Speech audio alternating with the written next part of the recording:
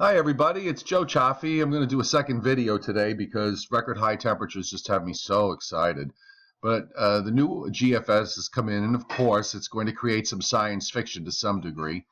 Now, here's into Monday. Of course, we know what's going to happen. There goes the ridge, here comes the cold front, and little upper air storm. Actually, it's a bigger system. It kind of runs into eastern Canada and weakens. Now, we know that later next week we're going to have another setup. Now this is cold air, as we have a pretty decent looking upper air system coming down out of Canada. But this particular run of fiction is a little different, because what it does is that it brings a piece of this through, and you can see it right in here, okay?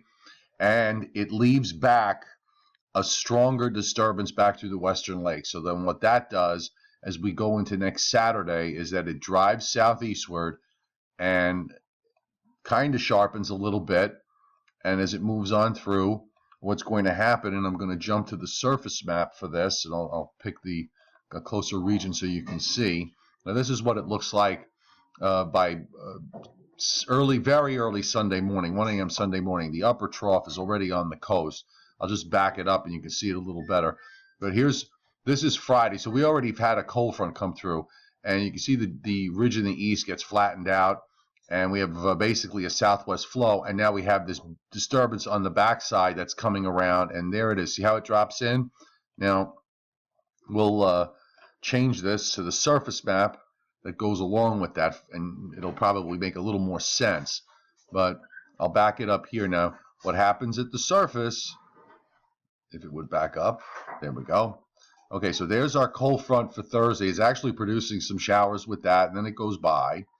And then it turns colder into Friday, but not very cold at first. But you see it forms a second wave here off North Carolina, takes it out to sea, and intensifies it as it goes on out, and actually produces probably some flurries on the backside here. Now, this is the colder air that comes in for the weekend. I just kind of thought that the model was a little ridiculous in this, and in the end, everything is happening too far east anyhow. This would have to be a deeper system, and it would have to be further left in order for it to have any kind of consequence with regards to next weekend. And then beyond that, we've got the cold air still here on Monday. It actually, because of what's going on in eastern Canada with this system developing, if it's real, it's going to keep cold air in here probably for an extra day or so before the next ridge takes over and the next storm comes out of the Rockies and heads for the Great Lakes. And this is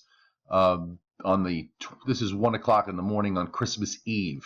So this would be the 23rd going into the 24th. We get into some decent rain, and then that goes out. Christmas Day looks to be dry and actually on the mild side, as there's no real cold air behind it. And then here comes the next deep system that's moving out of the Rockies right in here and heading for the Great Lakes on the 26th. So that was the new GFS run.